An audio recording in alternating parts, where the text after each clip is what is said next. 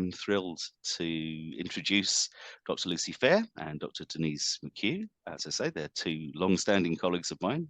Lucy is with the Centre for Urban History at Leicester University. Denise is with the Open University. And they've worked together for many years on kind of the odder end of urban history, if I may say that. One of their most recent publications was, is it 7 Shades of Grey, or was it 9 Shades of Grey? Many 12. shades. 12. 12 shades of 12 shades of grey. 12 shades of grey. So do go and check out that idiosyncratic article in Urban History.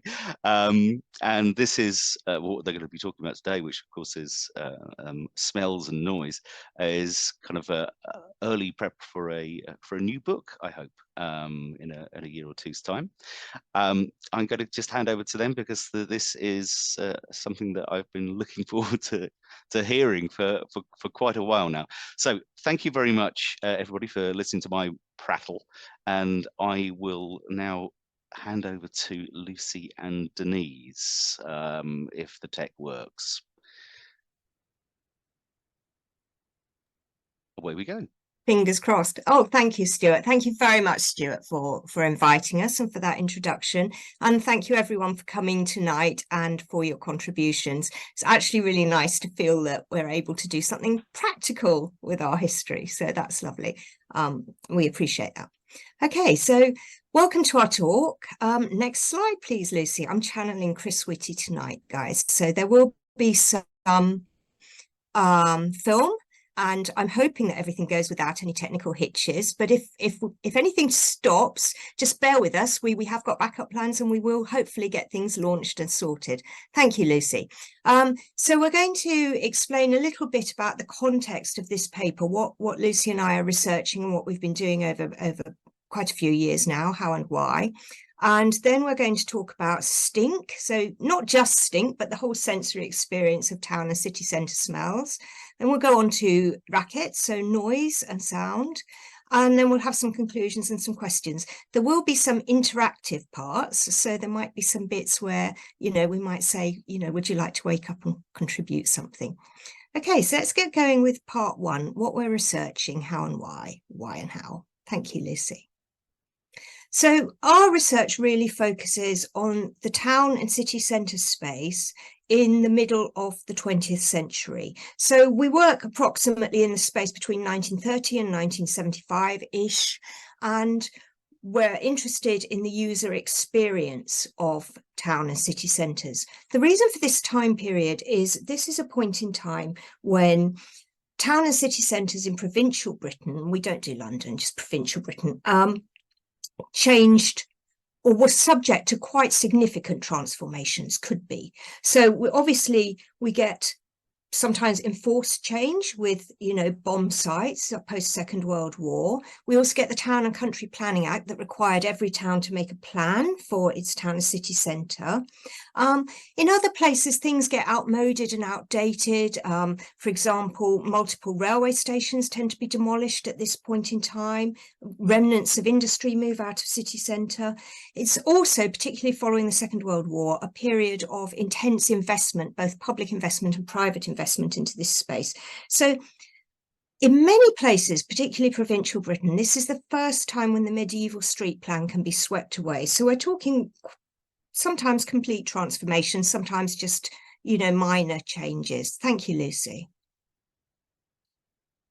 So as you can see here, Plymouth rebuilt. Plymouth was subject to heavy bombing, so it's quite an extreme example of urban change. But you can see here some of the hallmarks of urban change. You can see the big space that's been worked with, the creation of a new city centre, modernist architecture, modern influences, the predominance of traffic, all of these sorts of things.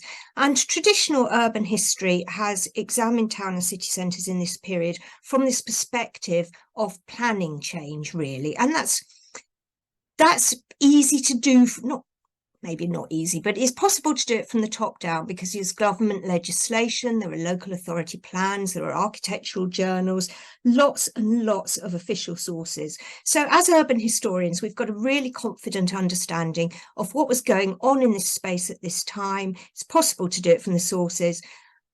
What's less examined and that we don't necessarily know is, first of all, what the user experience of this space was like. How did people build a relationship with their town and city centre? What did they experience when they were in it?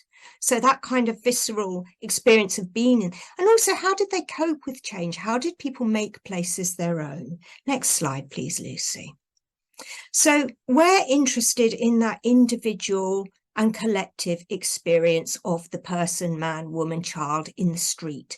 And we're particularly interested in street users, and we're defining that as the space between the buildings. We do make some exceptions. So we look at covered markets and arcades a little bit, and later in the 60s, early 70s, shopping centres. But basically that central high street area, central business district. And we want the user's perspective. So one of the things we'll be trying to do this evening is to put you into that street space, to get that bottom-up person in the street perspective. And we're not particularly, as historians, interested in large events. We're not really interested in coronation celebrations or royal visits or you know, happenings. We're really interested in the mundane, the routine, the everyday experiences, how people built their relationship with urban places on a daily, weekly, seasonal basis and through the different life stages. So in our research, the themes that come up over and over again are things like mobility, identity, gender, life stage. Then, you know, some things that are a bit more vague, like belonging, adapting, play, emotion, nostalgia, because that comes into our sources a lot. And we're very interested in this sensory experience of being in the street, but also the sensory experience of this changing environment. So the user experience of architecture, innovation, and, you know, quite, as Stuart might suggest, things that might be seen as quite quirky, like the user experience of public art and physical colour, are things that we've explored. Thank you, Lucy. We're not just interested, though, in the concept of a town or a city centre just being a kind of a stage for people or a set that they wander into. We're interested in how people construct their knowledge and their relationship with a place, and how they use the space, how people give significance to the space. So in what ways do they navigate these areas? What do they use the spaces for? How do they give value to a place? And also, how do the actions of people bring the town and the city centre to life? So it's a very much a symbiotic relationship that we're interested in trying to pin that down. That's quite a complex thing to research. Thank you, Lucy. So Lucy's going to talk to you a little bit about the sources that we use now.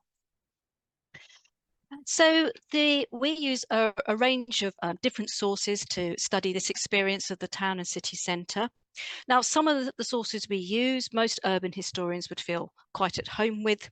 They include town and city plans, government policy, and also building trade magazines. So there's an example of each of these on the slide. And these provide us with background information on changes and also the continuities that we experienced in provincial cities in our period. So visual sources in mainly film and photography have played an important role in our research, and we've used them a lot over the years. In some cases, these offer a top-down perspective in the case of documentaries or newsreels, but these also give background colour, sort of via things like vox pops in local news items. And also, even the newsreels and the top-down sources have unwitting evidence of people who feature in the background of the films. And one of the great things about film and photography is that they're really useful for the evidence of the material culture of the street, which is no longer there.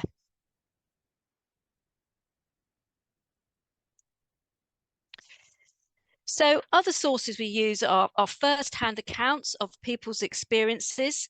And of course, these are really key sources for our work, as you might suspect. So we've used diaries and autobiographies. We've used oral history. We haven't done our own oral history. We've been using extant oral history. We also have made use of social surveys. Mass observation in particular has been fantastic because it really did go into quite a lot of detail about behaviour during the period that we're looking at. I mean, it could be at the level of, for example, how many people tapped the end of their cigarette before they smoked it. In fact, even which end of the cigarette they tapped before they smoked it. I think with the social surveys and the mass observation, it's sort of important to remember that often their conclusions were mediated through a white, male, middle-class perspective. So we've got to try and always differentiate between their opinions and those of the people who feature in their surveys. And we've also used letters to local newspapers, which give us insight to people's everyday experience, though often these are focused around things that they were really annoyed with, as is in the case of the really bad pun in this reader's letter on the slide. Perhaps a little bit more unusual is our use of social media and online forums, which are themed around past histories of places. So we've done a lot of searching of Facebook sites and chat forums and community history sites to get the memories of, you know, just people who used the city centre in the time that we're looking at. Some of these sites sort of focus on quite specific things. You know, Denise is particularly fond of the site on Teddy Boys, but there's also quite a lot which focus around and place. So My Brighton and Hove might be familiar to some of the audience, but we've also got an example of Lincolnshire. Also, there are collections like the Francis V photograph collection, which obviously we use as a visual source, but attached to the images are people's memories. So you can go onto that, into their collection, you can look at an image and you can write a memory of that image next door to it. Of course, there are limitations to these sources. The memories, for example, tend to focus on white resident memories. And at the moment, we're quite conscious that Black and Asian voices don't feature very strongly in our work. So we're always looking for ideas of how we might find those voices. So if you've got any suggestions, that would be fantastic. But I think it's always important to remember all historical sources have problems. They might be different problems, but they're always there. Okay, so this is the audience participation bit. In which we want you to watch a couple of films. And the idea is that we would like you to put yourself on the street and imagine what sounds and smells that you might experience if you were there. So now both these films actually have a voiceover about what's going on, but actually we're going to switch off the sound. And hopefully you will be able to identify some sounds and smells as you do it. And just to let you know, this is dates from 1931. It's a small railway station, Unfortunately. little more than a village. Here.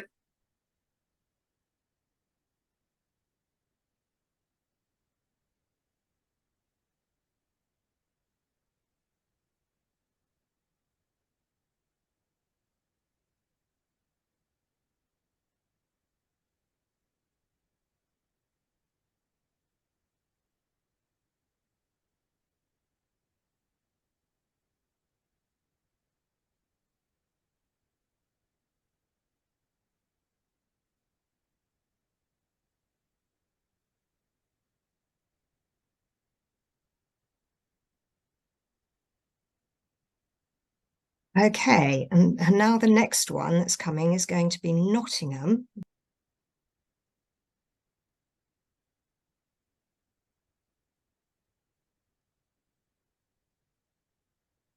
Okay, so hopefully you can all see that.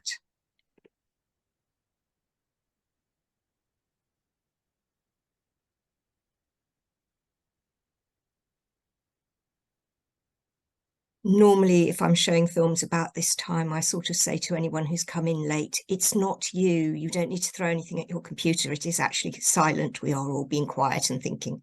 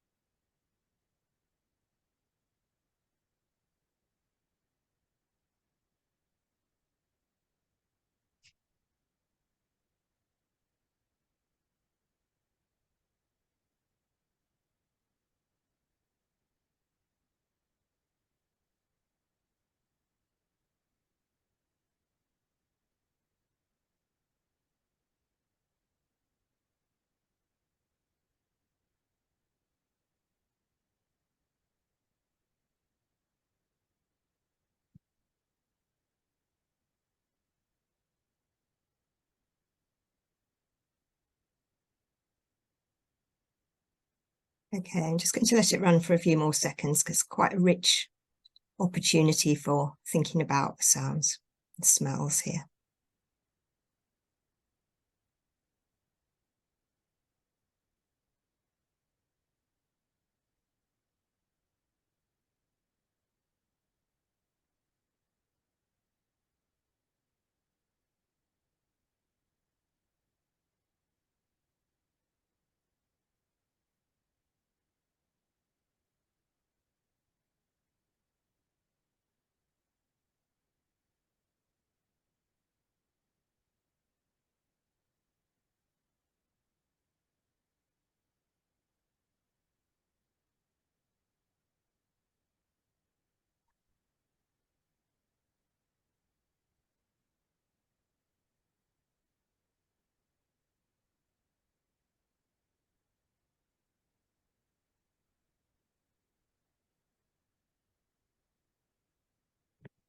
Okay, Lucy, I'll hand that back to you. Right. Right, so I'm just going to share. Can everyone see that okay? Lovely, thank you. Right. So I'm going to move on to part two. Going to look at stink, and I'm going to be doing this bit of the talk. So in terms of smell, so I just want to mention that obviously we called this talk Stink and Racket, but I'm really going to be talking about smell because actually that is the word that people are most likely to use when talking about smell. It's either a bad smell or a good smell. Occasionally it's an odor, occasionally it's a stink, but when I was searching for references to smell, smell is the thing that, you know, is most likely to be mentioned. Smell is something that is recognized as having very strong connections with memory. You can have a smell memory that can actually take you back to something that perhaps you haven't thought about for a long time. And often these memories are in the first decade of life. Smell can evoke extreme physical reactions. It can generate emotional experiences, and it is also responsible for the subtleties of taste. And smell and taste often go together. Now, in terms of what's been written about smell and history, it's a topic that has become gaining far more acceptability as the history of the senses move beyond the focus around the more visual side of sensory experiences. And pioneer historians such as Alan Corbin, and he's French, so obviously it's not pronounced like that, was writing in the early 1980s, focused on earlier eras and concluded that cities and towns became deodorized before, or at least at the end of the 19th century and into the 20th century. In fact, Corbyn describes what he describes as our own environment as odorless. And these earlier histories of smell also tended to focus on extremes of smell rather than perhaps the more subtle sense. Thus, Corbyn's book was translated as The Foul and the Fragrant, which is slightly actually different from the actual French title. I mean, I think what is clear in quite a lot of what's written about smell is often that bad smells dominate, particularly in early histories of smell. And this is partly because bad smells were a cause of concern in a period before people understood basically germ theory. So the thing is, smell was actually seen to be the cause or the carriers of disease. So more recently, historians have taken a rather different perspective. Firstly, they disagree with this deodorization argument. Mark Jenner, for example, has argued that, well, it's true that certain smells have certainly disappeared, new ones have arrived in their place to replace them. And then there's also a shift away from looking at smell to thinking more about what the significance of smell has to people. And this is, William Tullett and Mark Jenner have both looked at sort of this significance of smell, in particular about what smell means to people and how smells been used to create divisions between different groups of people. Okay, so in this part of the paper, I'm going to firstly demonstrate that towns and cities in the mid-20th century did smell. I'm also going to give you a flavour of the significance of these smells, looking at how they added to a sense of place, space and belonging, how they were part of urban rhythms, and how people actually responded to these smells.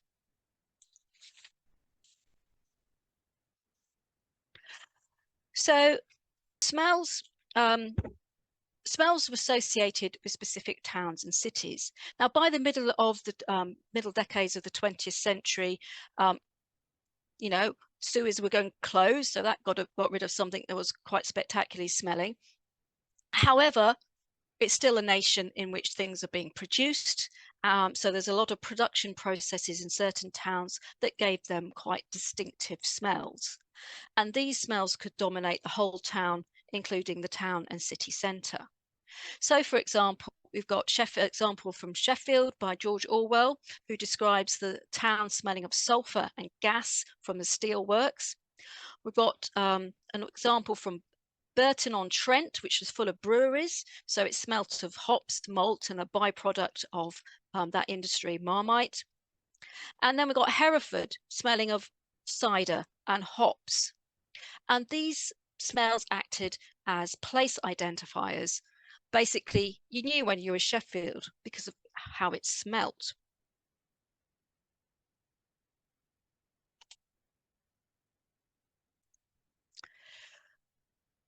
So within town and city centres, certain areas had distinctive smells. Now, unlike the smells we saw in the last slide, these were often not specific to a town or city. The smells of fish and chips, coffee shops, bakeries, or shoe shops, for example, could be experienced by users of town and city centres all over the country. And these smells added to the experience of different spaces within the town.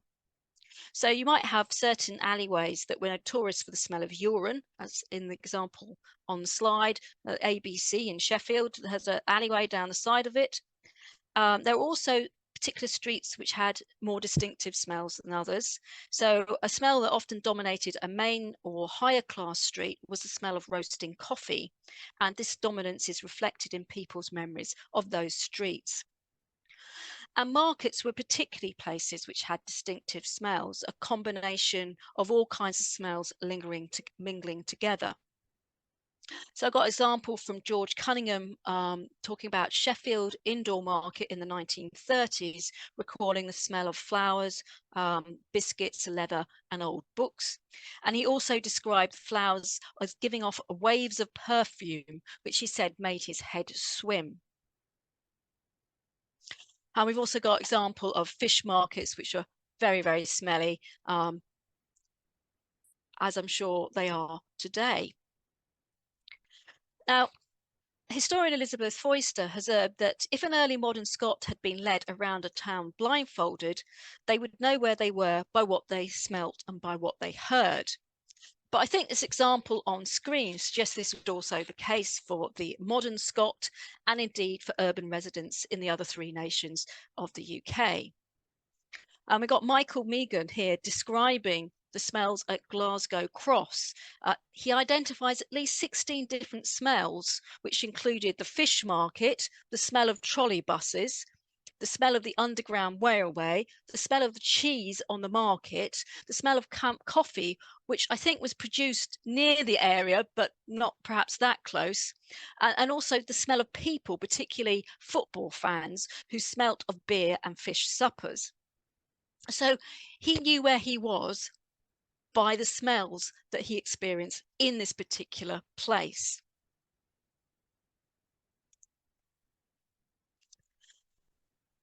The smells which are associated with particular towns are like the examples we saw relating to Sheffield, Burton and Hereford on an earlier slide, could help people feel at home.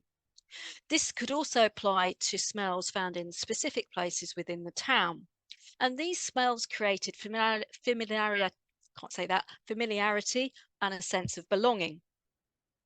However, sometimes these distinctive smells were more noticeable to the outsider because they weren't habituated to them. So residents might only notice these smells after an absence from the town or if they were newly arrived. So we got the example of Kate from Burton-on-Trent only noticing the smell of Burton when she came back from holiday. Or Lynn, who said she knew that she was home because of the sea smells that greeted you as you got off the train. Smells might also be noticed once they had disappeared altogether, and this could create a sense of loss as the absence of certain smells changed the atmosphere of a place for the people who lived there.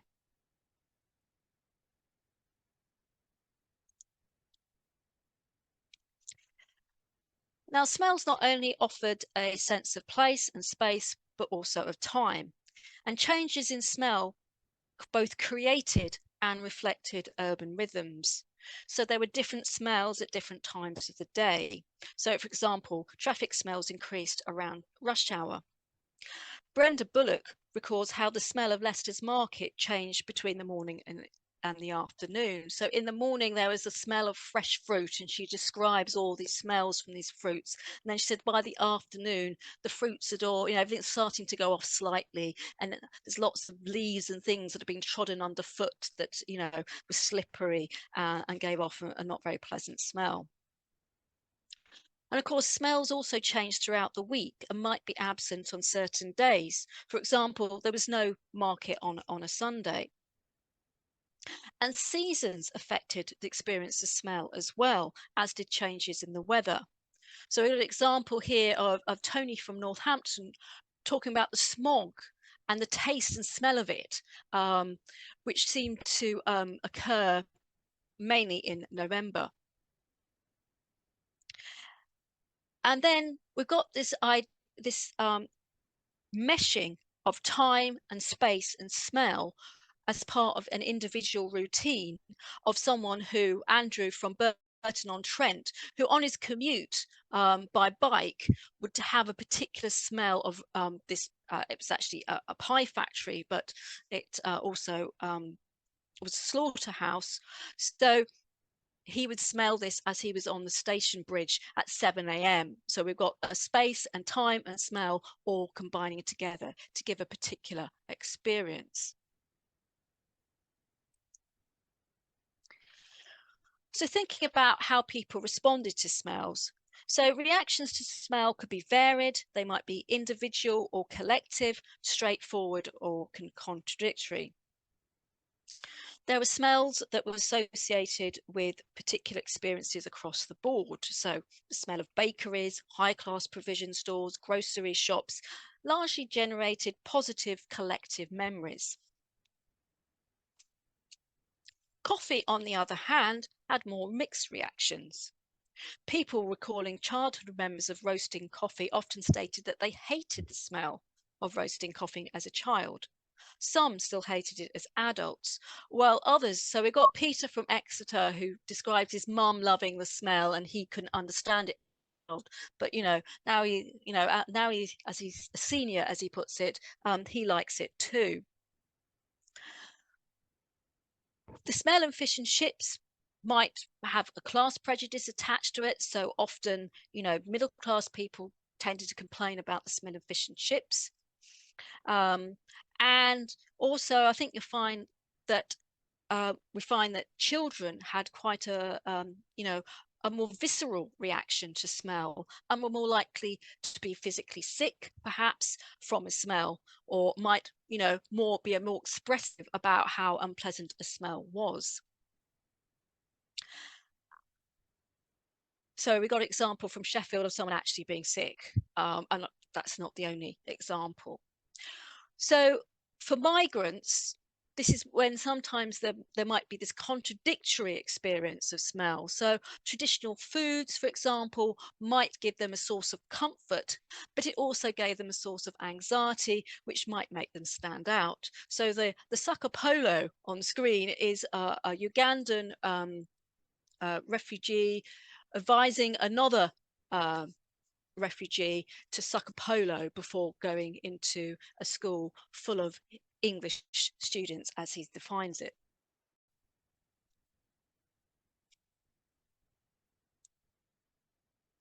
So, okay, I'm just going to finish this section by summarising a few points. So I hope I've made it clear that towns and cities were not odorless and that they were quite smelly. I mentioned earlier on the tendency of historians to focus on extremes, and I think in many ways I've probably done that as well here. And this is partly to do with the nature of the evidence, because people tend to remember and describe smells they either loved or hated. And these smells were the ones that were unusual or dynamic. And the constant unavoidable smells are generally less recalled. They might be more subtle, or they might have had less impact upon people. And also because people were habituated to them, they didn't notice them so much. So there would have been quite a strong smell of coal fires in most of these towns, yet this is something that's very rarely mentioned by people. And I hope that what's come across is about smells contributing to urban identity and sense of belonging, and that smells are part of urban rhythms and help create urban rhythms. So I'm going to pass you back to Denise now, and she's going to be talking about Racket. Hello, thank you, Lucy.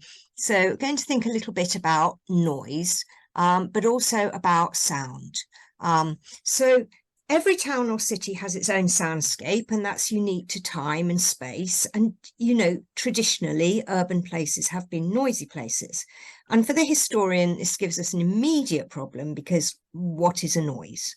And what is sound? So in the general soundscape, we might think that a noise is to sound what a weed is to plant, i.e. a noise is something in the wrong place or something annoying. So this is a bit of a problem, because on the whole, historians have researched soundscapes and noise through the evidence that's caused by complaint or regulation. And this starts really early in towns and cities. One of the first recorded ones is Julius Caesar, who issues a noise ordinance in 44 BC to try and quieten the traffic in Rome, because the carts are too noisy and the carters are shouting. In Britain, we start in 1586, where Londoners they were legally obliged to oil their carts because they were too creaky. We had the Metropolitan Police Act of 1839, which tried to regulate street music and the blowing of horns. And we had the Noise Abatement Act in our period, 1960, which regulated tannoys, loudspeakers and megaphones, which were really, really catching on in the post-war period, both with local authorities, but with also commercial organisations. And you might think of an example of that being the ice cream van, which very much dates from this period. So I'm going to try and explore these briefly, looking at 3 different areas, and I'll look at infrastructure sounds, technology, and animal noises. And just before I get to that, just also want to point out the difference between hearing and listening. So if you're in a soundscape, you'll hear certain things, and people tended to record or complain about things that they heard. But also acoustic historians have described the idea of the acoustic community. So that's people that actively listened. So if you've got a group of people that all listen for the same thing, whether that's a factory hooter going off or a church bell sound that tells them it's time to get going for worship, that's an acoustic community. So that's an idea that also we'll be touching on. Now, we'll start with the infrastructure sounds. You've seen some pictures of the changing infrastructure of towns and city centres already. I'm not going to talk about this too much because I'd like to show you this film, and I think it's really, really quite self-explanatory. Okay, so fingers crossed this launches. The British motor industry is carrying on intensive behind-the-scenes research into traffic noise. It is thought that there will be future legislation restricting noise to a tolerable level. But the motor industry is not alone in its researches, for here in Coventry, the Lancaster College of Technology is conducting its own program of noise measurement.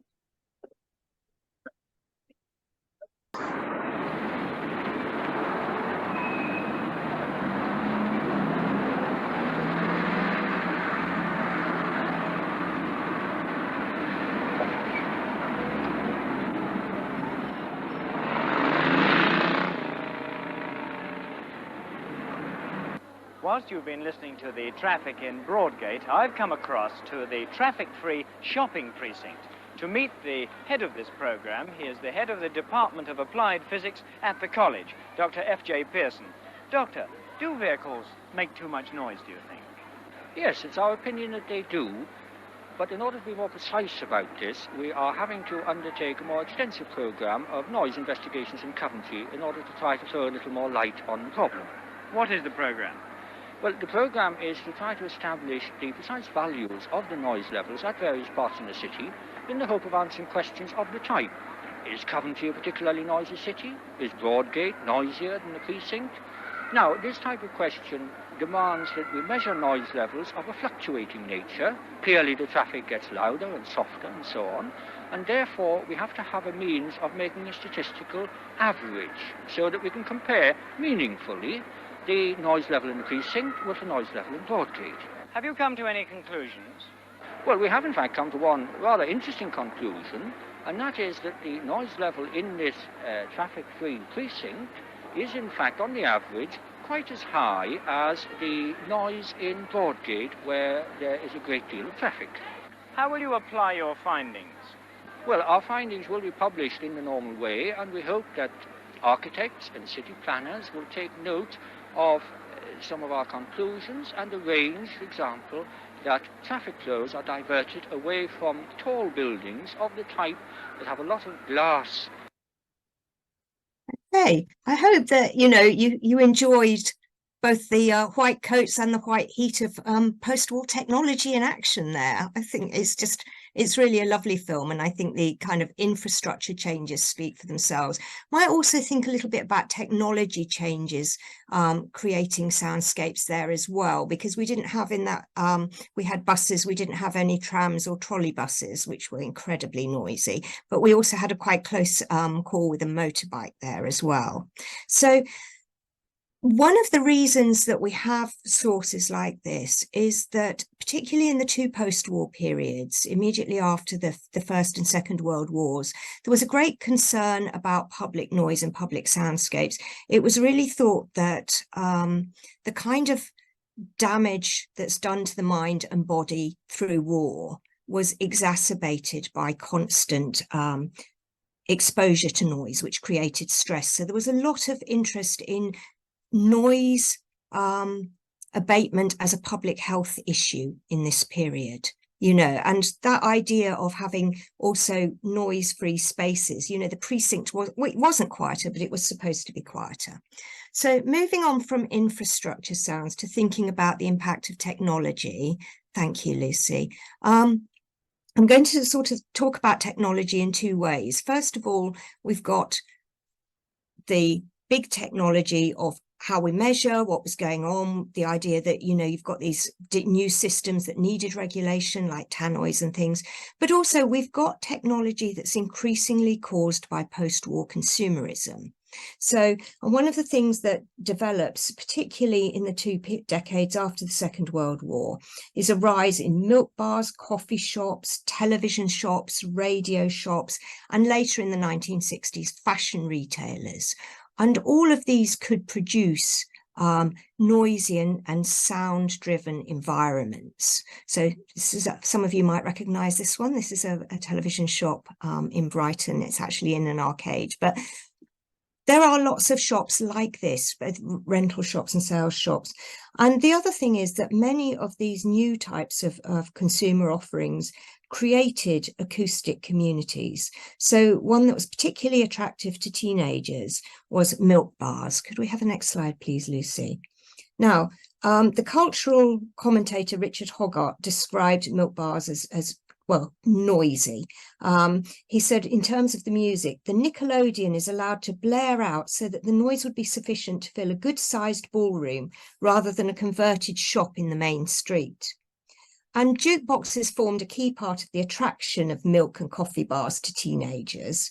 One former Brighton teenager here explained, "We managed to have enough money to keep the jukebox playing, and this music was certainly an important part of the Zodiac," which was the cafe. Apart from TV programmes and radio stations like Luxembourg, who never played the end of the records, the only way we really listened to the latest songs was in coffee bars and at dance halls or clubs. So we've got this kind of community of people who are looking for and prepared to spend money and have disposable money to spend in these specialist sound environments. And the provision of this was impacted by, again, regulation, because in many places you had to have a license. So according to the Manchester Guardian, the presence of jukeboxes was geographically determined by 1956, and this was due to local licensing requirements. So according to the Guardian, the Justice's view of this music appears to vary from place to place. Some areas hold that a music license is required for a jukebox, whether it is in a public house or a milk bar. As a result, Liverpool, for example, is thought to have no jukeboxes at all. The consensus of opinion is that the North is more old-fashioned and therefore less accommodating than the South. So aside from the picture of Stuart there in his polo neck, it's absolutely impossible to ascertain how much leakage kind of escaped from these environments. But we have got some evidence, both from the licensing of the jukeboxes and the debates around that, but also some anecdotal evidence to suggest that it really did. So we've got Phyllis Woodman, who writes the Sunday Telegraph in July 1966, complaining, "After a couple of hours shopping in the city with the everlasting traffic noise, the never-ceasing song in this city of the pneumatic drill, and the so-called music blaring forth from radio and TV shops, I come home exhausted and sit down with a cup of tea and a couple of tablets." And Phyllis lived in Coventry, so you've experienced her soundscape. The historian David Kynaston also quotes somebody called Lorna Stockton, who was 14 in the 1950s. And one day in Southport, she and her friend Gail and I spent all our time and pocket money dashing from one jukebox to another to make sure that Pat Boone's chaste hit "Love Letters in the Sand" would be drowned out all over the windswept town by All Shook Up. So that the idea of, you know, using your pocket money to enforce Elvis on everyone, it's quite mind-blowing, really.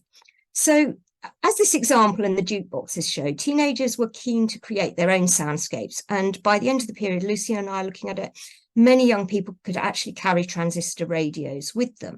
The portable radio emerges in the 1950s. By 1961, the annual sales in Britain are about worth £2 million a year. In 1967 alone, Britain's bought 3.5 million transistor radios, which, according to the Sunday Times, were very popular with teenagers, workmen, housewives, and naval ratings. I don't really know if that was a well-researched article, but I think they're trying to give you the breadth of the consumer there. They also noted that these go into handbags, shopping baskets, and school satchels. The transistor radio has become synonymous with pop music. And people did actually leave these switched on and go around with them switched on. So it's now possible to a certain extent to create your own soundscape and to impose it on others. Next slide, please, Lucy. And finally, having thought about infrastructure noise a bit and personal and technologically driven sound, I want to talk a little bit just briefly about animals, because this was something that really surprised me in the research, particularly in the post-war period. I mean, obviously at the start of our research period in the 1930s, we still get a fair bit of horse-drawn traffic, particularly in provincial towns and cities. So that wasn't too surprising, but I expected that as that died off in the post-war period, that there would be a sort of an equivalent lack of mention of animals and animal noises. And instead, there was an awful lot. And this particularly came from people who were children in this period in the oral testimonies, talking about the presence of animal noises in towns. So in smaller market towns, animals are still a regular part of the street scene, particularly on market days. And you can see here, this was a real shock for Carmen, who moved up to Bletchley from London in 1969. And she said it was the first time that she and her sister had seen real live cattle, and they saw them in the high street on market day. We were terrified. We had only seen them on the telly in westerns. And, you know, you sort of think the impact of that, you're 10 years old and you've never actually seen a real cow. It's quite scary to see it in close environment of a street. In Watford, Chris Pank said, I'm sure there were still livestock sales in the high street in the early 60s. And this image that you can see is cattle being driven over the Severn Bridge into the city centre of Worcester in 1963. So if anyone knows Worcester, they would be driven uphill from the bridge onto Fore Street, right into the heart of the city centre. So animal noises are something that were continually coming up, or with memories of going into town, being in town, particularly memories of market days, and often remembered by children who were disturbed by the distress of the animals. Children were very quick to pick up on the fact that, you know, an animal was making a noise out of distress and would attach that to their own feelings about the situation and could remember this decades later as well. So animal noises seem to particularly be attached to emotion in place. Could I have the next slide, please, Lucy? And this is true as well with birds. So some city centres were really notable for bird life. Many places had seagulls. You saw that Nottingham on the film earlier had pigeons. And Birmingham city centre was known for its starlings. So coming out of the Odeon cinema on New Street at dusk, the sky seemed black with starlings. The noise of them was wonderful. And that was Brummy Paul on the Birmingham History Forum. And somebody else said, yes, I certainly remember the starlings near the Midland Hotel, together with the shouts of Spatch and Mail. So that's the news, the evening paper vendor crying. So you can actually kind of locate this sound to a few square meters. And that's really interesting because we've got that place marking. We've also got the coming together of the sight and the sound. The sky seemed black with the starlings, and the listening out for another sound. So this shows the symbiotic relationship that's going on in this sensory experience of the town and city centre. You know, there are sounds together, they're in a particular location, they place mark, and also they're again attached to emotion. So Nico says, I do remember those starlings. I found them quite comforting in a stressful time. They matched the hubbub that was going on beneath them. And there's a certain melancholy in these memories, you know. So the sensory experiences are often inseparable. Sound can tell us where to look, literally. And the evidence that we've got with the animal noises suggests that while they might be considered natural, they were extremely distinctive in this urban environment. And the children whose memories have been explored heard animal sounds in a very time and place specific manner, and they were really enduring. So next slide, please, Lucy. Just to wrap up, looking at the testimony boards, people's recall of sound is really precise and striking, and it moves us away from the official sources that are mainly about complaint and regulation into personal experience and emotion. And certain sounds, both familiar and unfamiliar, created understandings of time and place. And then again, responses and recall of these sounds could be highly emotional for the people that experience them. So I think you were really getting to the heart of people's relationship with the town and city centre space there, which I think is very important in a period like our own, where that apparently, allegedly, is breaking down. Thank you, Lucy. Lucy's going to wrap up for us. Okay, well, just sort of draw the talk to a close and just sort of, I suppose, emphasize some of the things that we've been trying to get across during the talk. So we've tried to demonstrate how sounds and smells were created both by people and by urban activities, and that these were an integral part of the experience of the town and city centre. And we also hopefully shown you how sensory knowledge created a sense of place and a sense of belonging. And specific sounds and smells were precisely recognised and remembered and could act as place marks.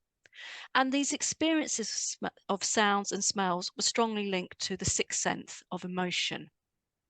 So that brings us to the end of the talk. If anyone's got any questions, we'd be happy to answer them, or if you've got any memories you'd like to share, we'd be really happy to hear those as well.